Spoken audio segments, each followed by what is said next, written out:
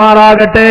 എല്ലാം കൈനിറച്ചുണ്ടായിട്ട് ഒരു സമയത്തെങ്ങാനും ഇല്ലാതെ പോയാ സഹോദരങ്ങളെ, പണ്ട് മുതൽ ദാരിദ്ര്യമാണെങ്കിൽ പ്രശ്നമില്ല, നേരത്തെ മുതലേ പട്ടിണിയാണെങ്കിൽ പ്രശ്നമില്ല. എല്ലാം കയ്യിൽ നിറഞ്ഞിരുന്നിട്ട് ഒരു സമയത്ത് പെട്ടെന്നെങ്ങാനും തകർന്നു പോയാ അള്ളാന്റെ റസൂല് പോലും അള്ളാഹുവിനോട് ദുആ ചെയ്തതാണ്, അല്ലാഹുവേ അല്ലാഹുമ്മ ഇന്നാ നഊദു ബിക മിൻ സവാലി നിഅമതിക വതഹവ്വുലി ആഫിയതിക വഫുജ്അതി നിഅമതിക വജമീഇ സഖതിക വന്നാർ. അല്ലാഹുവേ അല്ലാഹുവേ അല്ലാഹുവേ അല്ലാഹുമ്മ ഇന്നാ നഊദു ബിക, അല്ലാഹുവേ നിന്നോട് ഞാൻ കാവലിനെ തേടുകയാണ്. മിൻ സവാലി നിഅമതിക, നീ എനിക്ക് തന്ന ആഗ്രഹങ്ങളെങ്ങാനും ഒന്ന് പെട്ടെന്നൊന്ന് മാറിപ്പോകുന്നതിനെ നിന്ന് അല്ലാഹുവേ നിന്നോട് ഞാൻ കാവലിനെ തേടുകയാണ്. എന്റെ സഹോദരങ്ങളെ ആവർത്തിച്ച് ഞാൻ ഓർമ്മിപ്പിക്കുകയാണ്, അല്ലാഹു തന്നിരിക്കുന്ന അനുഗ്രഹമൊന്ന് നീങ്ങിപ്പോകാതിരിക്കാൻ ഒരൊറ്റ രോഗമൊന്ന് ജീവിതത്തിലോട്ട് കടന്നു വന്നാൽ പോരെ. ഒരു മാരകമായ രോഗമെങ്ങാനും കടന്നു വന്നാ സമ്പാദിച്ചതെല്ലാം നഷ്ടപ്പെട്ടു പോകുമ്പോ ഒരിക്കൽ റഹ്മാനായ റബ്ബി വിനീതന്റെ കൺമുമ്പിലൊരു വല്ലാത്ത കാഴ്ച കാണിച്ചു തന്നു. ഒരു ദിവസം ഞാൻ എന്റെ ജീവിതത്തിന്റെ എല്ലാ നന്മകളുടെ നടുവിലൂടെ നടക്കുമ്പോഴും ഇപ്പോഴും എനിക്ക് ആ ചരിത്രം മാറിയിട്ടില്ല.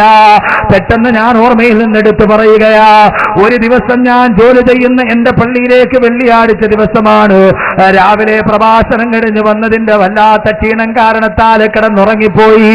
ആ സമയത്ത് ജുമയുടെ തിരക്ക് പിടിച്ച സമയത്താണ് എഴുന്നേൽക്കുന്നത്. പെട്ടെന്ന് കുളിച്ച് റെഡിയായി വീടിന്റെ തൊട്ടടുത്തുള്ള പള്ളിയിലോട്ട് കടന്നു ചെല്ലുമ്പോ പള്ളിയുടെ ഗേറ്റ് നടന്നിട്ട് ഞാൻ എന്റെ വാഹനത്തിൽ പോയി ഇറങ്ങുമ്പോ വെള്ളിയാഴ്ച പതിവ് പോലെ ജുമാ മസ്ജിദിന്റെ പടിവാതിക്കല് ധാരാളം യാചകര് നിൽക്കുന്നുണ്ട്. ആ സമയത്ത് ഞാനൊരു ചെറുപ്പക്കാരനായ ഒരു 40-45 വയസ്സുള്ള ഒരു മനുഷ്യനെ കണ്ടു.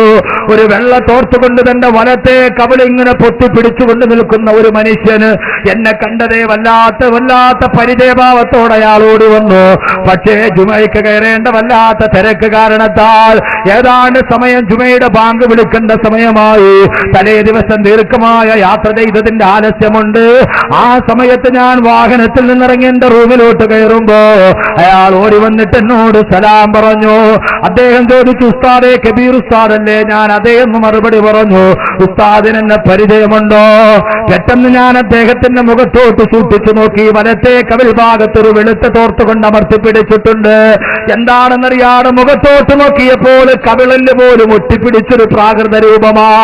എനിക്ക് അദ്ദേഹത്തെ കണ്ടിട്ടൊരു പരിചയം തോന്നിയില്ല. ഞാൻ പറഞ്ഞു, എനിക്ക് നിങ്ങളെ പരിചയം തോന്നുന്നില്ല. അദ്ദേഹം പറഞ്ഞു, ഒന്നുകൂടി സൂക്ഷിച്ചൊന്ന് നോക്കൂ ഉസ്താദേ.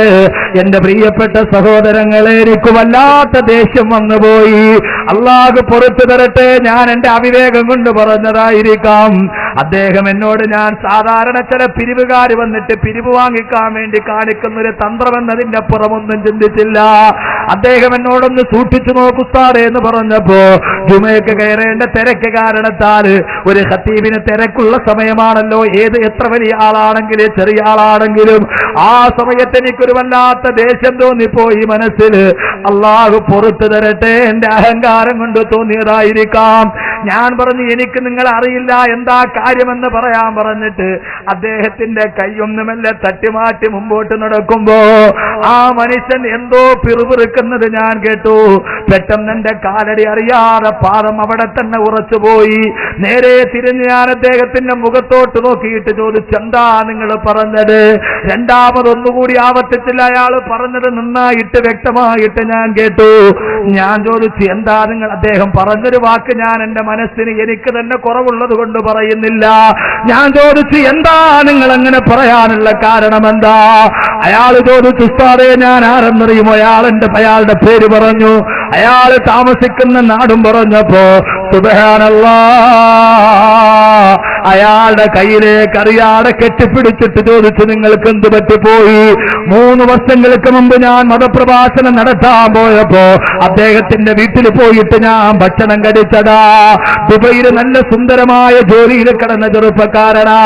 അള്ളാഹു 3 പെൺമക്കളെയാണ്, ആപ്പിൾ പോലെ തോന്നുന്ന 3 പെൺമക്കൾ, വിശാലമായൊരു വീടിന്റെ എല്ലാ സൗകര്യങ്ങളിലും ജീവിച്ച മനുഷ്യന് അയാൾ ആ കോലത്തിൽ കണ്ടപ്പോൾ ഞാൻ ചോദിച്ചു പോയി, എന്താ പറ്റിയതെന്ന് ചോദിച്ചപ്പോ മനുഷ്യനെ ഞാൻ കയ്യിൽ പിടിച്ചുകൊണ്ട് റൂമിലേക്ക് കൊണ്ടുപോയി.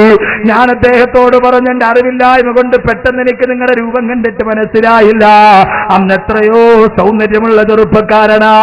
എന്റെ കൂടെയുള്ള ഉസ്താദന്മാരോട് ഞാൻ പറഞ്ഞു, ഒരു ഗ്ലാസ് ചായ കൊണ്ടുവന്ന് കൊടുക്കുമോ? സമയത്ത് അയാൾ പറഞ്ഞു, ഉസ്താദേ എനിക്ക് ചായ വേണ്ട.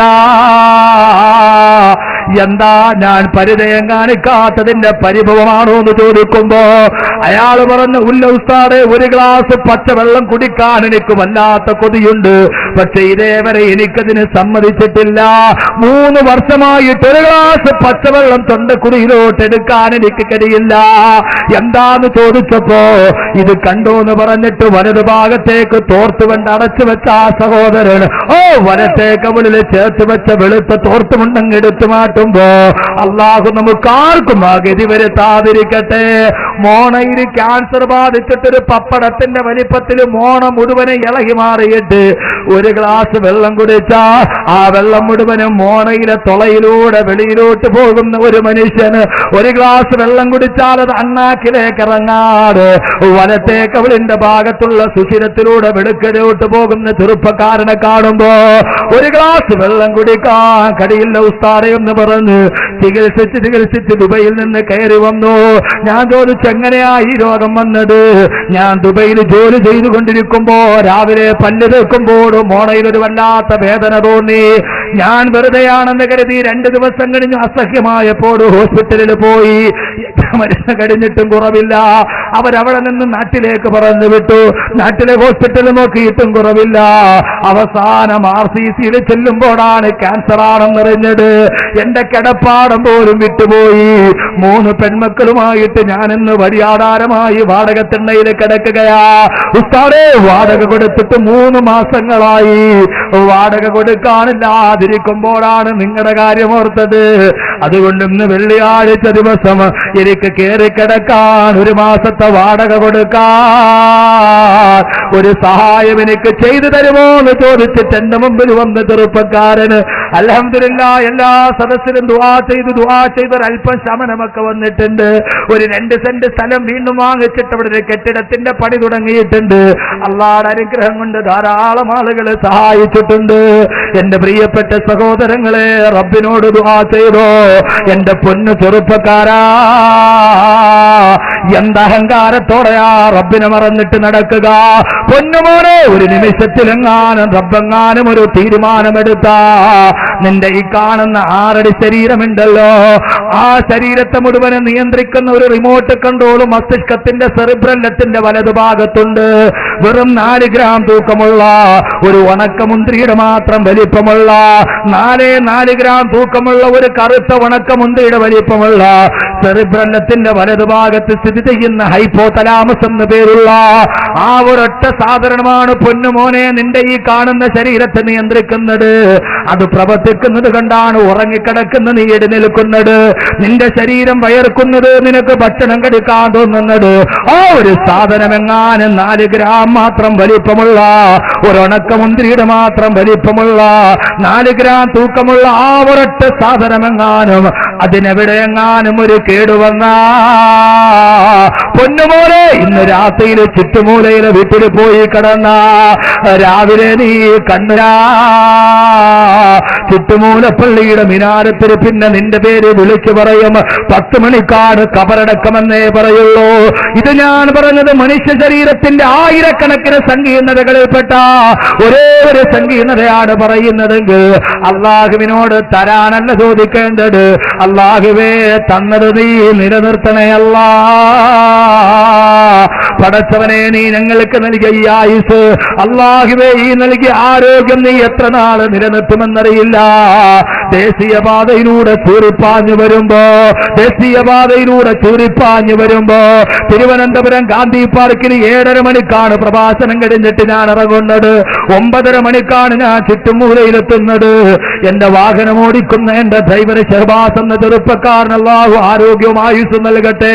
വാഹന സ്പീഡിൽ ദേശീയപാതയിലൂടെ പാഞ്ഞു വരുമ്പോ പലപ്പോഴും ഞാൻ പറഞ്ഞു, പൊന്നുമോനെ സ്പീഡ് കുറയ്ക്കണേ.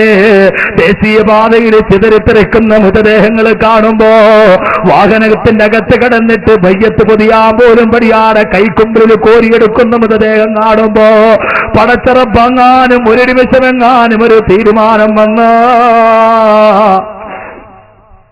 അള്ളാന്റെ തീരുമാനമെങ്ങാനും ഒരു നിമിഷം വന്ന എത്രയോ മൃതദേഹങ്ങളാണ് ദേശീയപാതയിൽ ചിതറിത്തെറിച്ചുമാണ് പോകുന്നത്.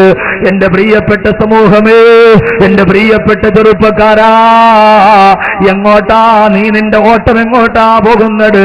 പടച്ചറബെങ്ങാനും ഒരു ദിവസമെന്ന് തീരുമാനിച്ചു കഴിഞ്ഞ സൂര്യനെ പടച്ചറബ്, ചന്ദ്രനെ പടച്ചറബ്, ആ ചന്ദ്രന്റെ നിഴല് സൂര്യന്റെ നേരെയാക്കിയിട്ട് സൂര്യഗ്രഹണം നടത്തുന്ന റബ്ബ്, ഓ റബ്ബെങ്ങാനും ഒരു ദിവസമെന്ന് തീരുമാനിച്ച ജപ്പാനിൽ സുനാമിയുടെ തിരമാല ആഞ്ഞടിപ്പിച്ച തമ്പുരാനില്ലേ, ജപ്പാനിൽ ഭൂകമ്പം ഉണ്ടാകുമ്പോൾ സർവ്വ വിദേശക്കാരും ഭൂമിയിൽ നിന്നിറങ്ങി ഓടുകയാ.